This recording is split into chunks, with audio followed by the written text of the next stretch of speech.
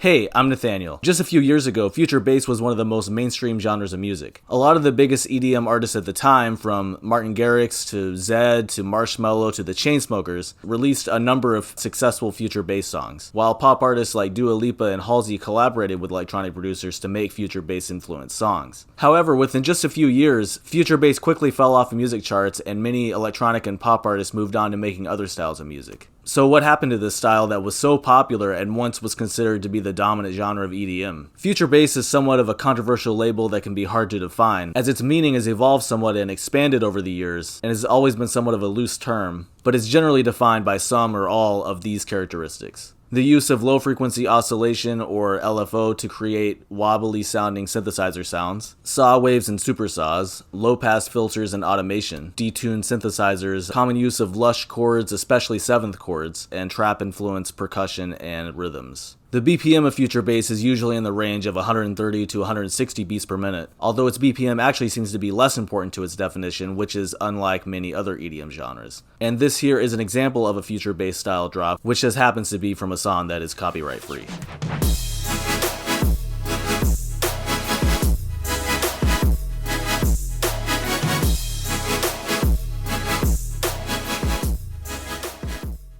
The origin story of future bass begins with its initial development in the UK, which also is the originator of many other styles of electronic music. It's doubtful that there is one single song or album that brought future bass into existence all on its own, although some point to Burial's 2006 dubstep-influenced self-titled album as the beginning of future bass, and there were some other producers around the same time who experimented with future bass style sounds. But it was arguably primarily the influential and pioneering work of Scottish producers Rusty and Hudson Mohawk in the late 2000s and early 2010s that ultimately and most significantly led to the development of the genre. These two producers were associated with a new and rather experimental style of music called wonky that was influenced by dubstep, hip-hop, and other styles, and was defined in large part by its unstable sound and off-kilter rhythms. With Hudson Mohawk's late 2000 releases, especially his 2009 album Butter, as well as Rusty's 2011 album Glass Swords, they mixed elements of wonky and purple sound, the latter of which has similarities to wonky but is more funk and video game music influenced, with the EDM trap genre that was developing concurrently, where Hudson Mohawk was actually a significant contributor to the development of EDM trap as well. Some people have made the argument, by the way, that future bass is just a subgenre of trap that is softer, more chill, and more melodic. However, as it also takes influence from several other styles of music, and it also seems to have developed its own distinct sound that is different from other sounds in trap. I would agree instead with what seems to be the more common categorization of future bass as its own separate genre, and as more of an offshoot of trap rather than a subgenre of trap. Flume was another early producer who is often considered to be a pioneer of future bass, and he also helped to popularize the genre in 2013 with his remix of the Disclosure song You and Me featuring Eliza Doolittle. And future bass grew significantly in popularity within the electronic community in 2013 and 2014 as more producers took an interest in this new style of music. And some prominent artists who were making the style during this time period were Wave Racer, Kashmir Cat, and San Holo. Also during this time period, future bass was occasionally referred to as neon, perhaps for its relatively bright synth sounds, and also for its tendency to incorporate video game sounds. It seems the term future bass came from a tendency within the electronic community to give the label of future to newer styles that were still developing, and this is also the case for other EDM subgenres like future house, while the bass half of the label came from its association with bass-focused music like trap and dubstep, even if future bass, somewhat ironically overall, is actually not as defined by an emphasis on bass. As the genre quickly gained popularity and reached more diverse crowds outside of EDM, it began to evolve beyond its initial wonky dubstep and trap-influenced sound, as other producers from other EDM genres as well as artists outside of EDM began incorporating its sound into their own music, and by the mid-2010s there were a number of different approaches to future bass, such as a more pop-influenced approach which had more accessible sound design and rhythms, as well as more of an emphasis on lead vocals, while artists like Illenium began to combine the style with elements of melodic dubstep to make a fusion genre which is often referred to as melodic bass, and which commonly uses big, full, and thick-sounding synthesizers, and which increased in popularity through the mid to late 2010s.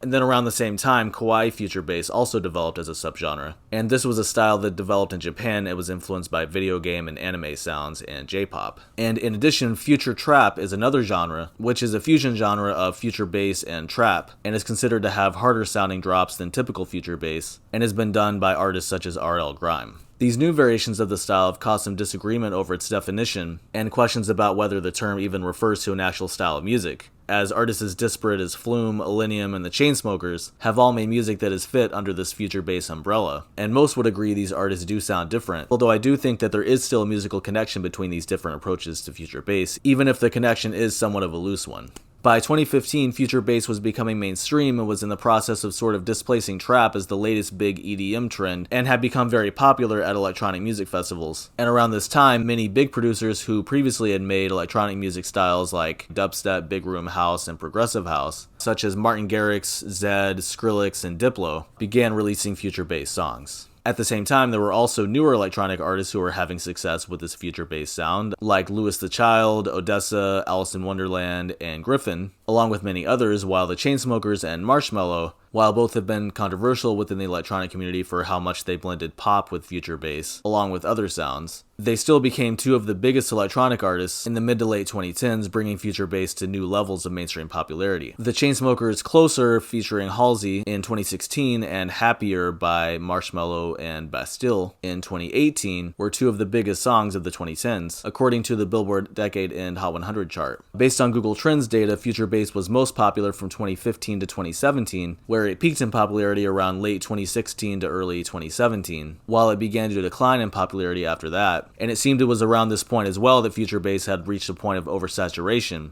as it was so dominant within EDM at the time and there were so many artists who were copying and incorporating the sound into their music, and over the next few years it began to decline in popularity overall, and by the 2020s most of the producers who had made future bass music previously had moved on to making other styles of music. Part of the reason for the decline in popularity of future bass may be the general shift in the music industry away from electronic music, which had dominated the music industry in the early 2010s, back toward other genres like hip-hop by the end of the 2010s. In addition, in a similar way that other electronic trends like dubstep and trap kind of came and went as trends, at least in the mainstream, it was also the case that future bass had a similar life cycle of a few years of rising popularity within the electronic community, a few years of crossing over into pop, and evolving to become more accessible and then being copied by more and more artists, and then soon declining and falling out of favor as people get tired of the style, and artists look for the next big trend that takes its place. There is also an argument that unlike a genre like dubstep, future bass just doesn't seem to have the same kind of dedicated core fan base to fall back on, as dubstep continues to have many devoted fans within the electronic community, even if many non-EDM fans have largely lost interest. This could in part be because of how loosely the future bass is defined, and it always lacked a clear community that might help people to identify with it. Furthermore, it could be argued that due to the nature of the style, it has difficulty resonating with any particular EDM crowd, as the original, more experimental electronic artists got bored with the style and moved on to other styles, while it seems to have had some trouble appealing to festival goers, as it was never quite intense or energetic enough to appeal to fans of harder dance music like dubstep, and the poppier style of future bass primarily had more casual fans.